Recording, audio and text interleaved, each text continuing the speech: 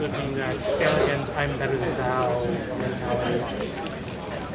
Well, this is like a step. Normally they don't do that. Exactly. I've never met. Is a very real. Test.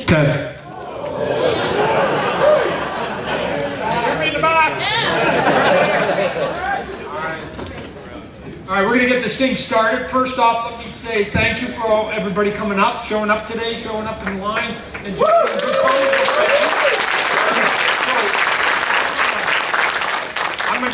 I'm a nervous talker, so I don't like to sit, right? And plus, I never thought it was overly impressive, especially if you're in the front where you sit here and you've got, sometimes they even have a sign.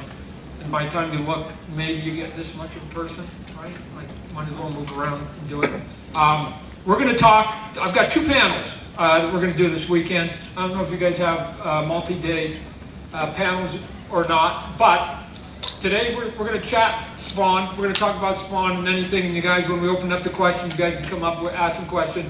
It can be about anything. It doesn't matter whether it's Spawn related or whatever else. Tomorrow, I give my hallelujah speech, right? And that's the one that basically, I'm going to encourage everybody in this room and whoever else is in the room, that basically, I think that if you have the right sort of mentality, that you guys can someday be up on stage doing something that you care about or that you're skilled at. Not comic books.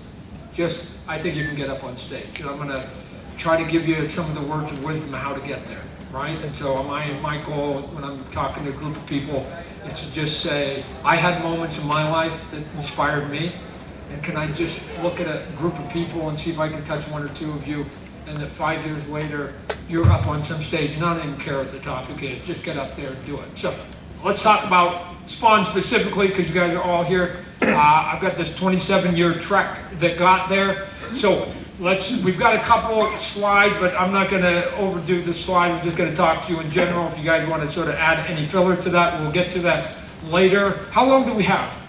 Does anybody know? As long as you want, sir.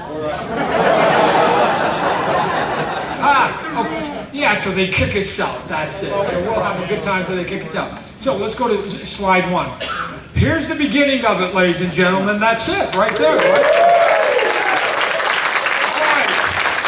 So, I'm Canadian. It's cool, right? I mean, I spend a lot of time down in the States, but it's Canadian. I have to tell you personally, every single time I cross the border, it's like a warm blanket, right? You just know that you're just back in the womb again, right? And you're just going, it just feels good, right? And you just go, okay, fine. I don't know, in honesty, I gotta tell you, I've been doing this for 20, 30 years.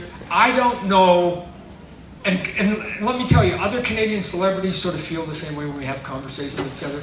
We just think that we're fake, like we're tricking America, right? That we just go, are they giving you money for what you do too? Yeah. How has it been? Like 12 years? 15? Shit, this is going good, right? And maybe it's just because we're Canadian, we have this sort of stepchild mentality, right? And you just think that like eventually they're going to catch you, and you're going to go, are you Canadian? And you're going, yeah. No, that's not how this works. And you have to get pushed to the side. But my 15 minutes of fame has lasted way longer than I thought, so I go, maybe they're just dumb and they're never going to catch me. I might actually get an entire career out of this, a lifetime out of this. So we won't tell them, but like I said, I like coming up here. My wife and I still own a little house on Vancouver Island. Anybody never been to Vancouver Island, you should. It's spectacular, especially in the summer, and it's really a piece of magical space. So we go there. We live in Phoenix. When it gets too hot, we go there. So as a Canadian kid, let me tell you, I started collecting comic books, and here's how I started collecting the comic book. I had a friend whose dad took the comic books and put them on the spinner racks. He was a newsstand distributor for all magazines, right? Some of you may be a little bit younger, but there used to be things called spinner racks where you had the comic books put in, and the spinner racks were usually next to the magazines. So this guy's job was to bring in all the magazines and all the comic book, and then he'd get the old ones, and sometimes he'd bring some home to his son, and his son had this collection, and I'd go, hey, what is that? And you go, oh, my dad's got all these. And he wouldn't really... I unplugged it. Todd McFarlane. Test. I need to hold it. And he had a bunch of ones, and I started collecting some of his books, and then I went to a store. I remember the 5 books that I bought, the very first 5 books that I bought in Calgary, and I just became obsessed.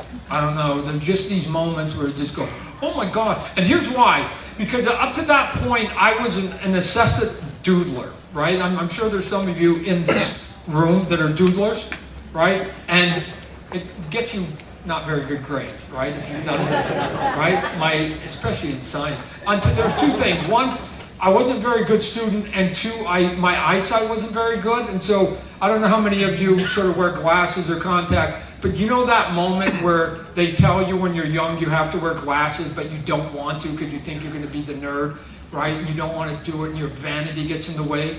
And for some reason, I think they knew, because they would always put me at the back of the room, and I couldn't see the board unless you were like squinting. And even still, remember you used to do this, you used to peel your eye back like that, going, okay, I think I can see it. I couldn't see it. So once the notes went up, I just took a piece of paper and started drawing, right? So I got a D in those classes, but the art was getting better and better every year.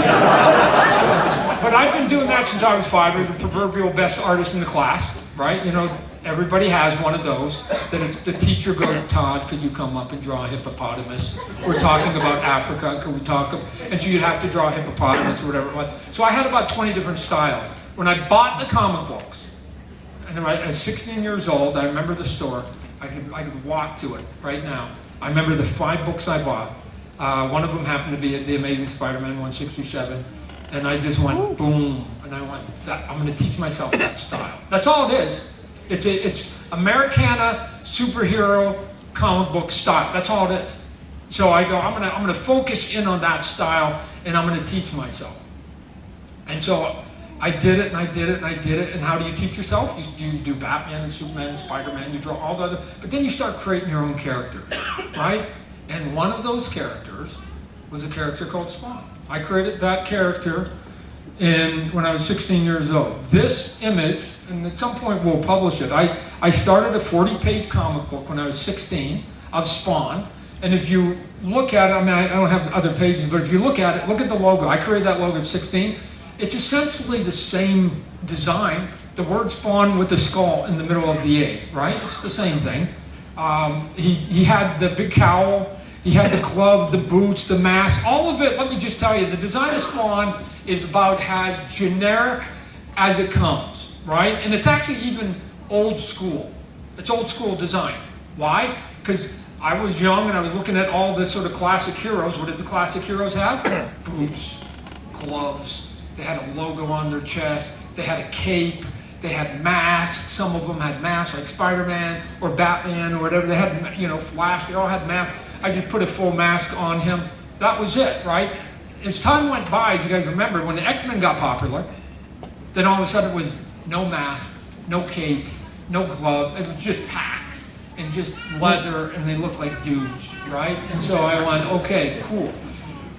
When we eventually got to Spawn in 1992, when we started Image Comic Book, I took that original design that you see when I was 16, and I created in the basement of my of the house I was living in, and I just added spikes and chains and stuff because why? It just looks cool. Right? No, that's it. I mean, look, listen, I've made an entire life on cool. When people ask me, like, Todd, how'd you get there? It was like, everything I've done has existed, just some of it I just did cooler, right? You just do it cooler. I'm telling you, if you guys want to find the secret of any success, right?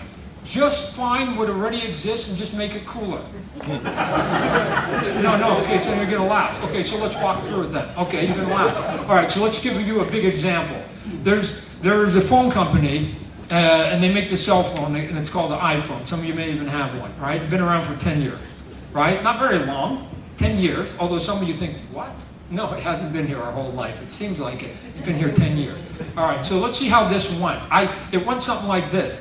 Steve Jobs comes out. He was the guy who created the Apple and the Mac. And he comes out and he says, he's got a big audience, and they go, we're going to go in the phone business. And he pulls out the very first iPhone. And he says to this crowd, and they're going, oh my God, Apple's going to come up with the iPhone. It's cool. And he goes, I've got an iPhone, and here's what you get to do with it. I'm going to walk through all the things you get to do with it. You can take photos with it. And they went, Steve, So do all the other phones. No, there's more. You can dial. Nope, everybody else, Steve. Fuck. You download music. You could still do that. You can text. Nope. Email. They all do that, Steve. They all do it. And then he did it. And he went, oh, you know all the stuff that all the other guys do? Yeah. You know the text and the emails? Yeah, they all do it, Steve. But here's the thing. When they type, hi, Mom, they hit plastic buttons. Watch this. I touch glass when I type it. Oh, my God. It was the exact same apparatus that did the exact same thing as it was in the marketplace. He just made it sexy. So you want to that's it. Nobody creates in a vacuum. Everything that anybody does looks at what's in the world and they just create a better efficiency on it. So if you've ever sat there, let me just tell you, if you've ever sat there with any moment where you just had an instrument in your house and it didn't work right and it didn't do what you wanted, and you go, I don't understand why they don't do X, make it yourself, because you may actually be on to something, which is just building a better mousetrap, right? And that's all we try to do when we got there. So when I started the Spawn comic book when I was 16, you have to come up with the premise. Well, first premise was I'm 16, so 1977, so Star Wars is out. So it was set, that story was set out in space. It was really sort of the biggest difference from the original to the one that you see now. When I started in 92 for Image, I went modern. So I did it. Now you have to come up with the premise. Okay, so there's lots of superhero, good versus evil. That's easy. That's the easy stuff to come up with. But what's the big premise? And the big premise at that point for me was, what would make me make a deal with the devil? What would make any of us in this room make a deal with something that you just arguably despise or don't want to have nothing to do with? It has to be something that you care about that you didn't even know you traded. So for me at that point in this story was this guy Spawn, his love of his life dies, and in the blink of an eye he trades his life. Now here's why I think it's true. I don't care who you are. I have to assume with I hope so. I just want to have the confidence in humanity that no matter what walk of life and what age and who you are and what your political, religious backgrounds and where you live in the world, if the person that you care about the most, the single person you care about the most, and I'm not saying that you can't have lots, I'm saying the one at the top, that you care about the most, the last thing you said to them as you were walking out the door, you went, screw you. You got into a fight, and the last thing you said to them was, screw you. Slam the door, you go to work. And on the way to work, you get hit by a bus and you die, right? Who wants to go to the afterlife knowing that the person that you care about the most, the last thing you said to them was something negative? That's torture. That is torture. So somebody comes along and says, we can set this right. I'll let you go back and say I love you. Goodbye. I have to assume that all of us would take that chance. I don't want to end it this way. I'll take that. And in that blink of an eye, all of that happens to me in a blink of an eye to my character, because nobody is going to sit there and have this long, elaborate. It just happens. You can say goodbye properly. Boosh. You can say I love you. Boosh. I'll take it. And he took it. And then the problems came with it in the Spawn comic book, right? So if you guys have been reading the Spawn comic book, in 1992 when it comes out, that scene at the beginning is Al Simmons' wife is Wanda.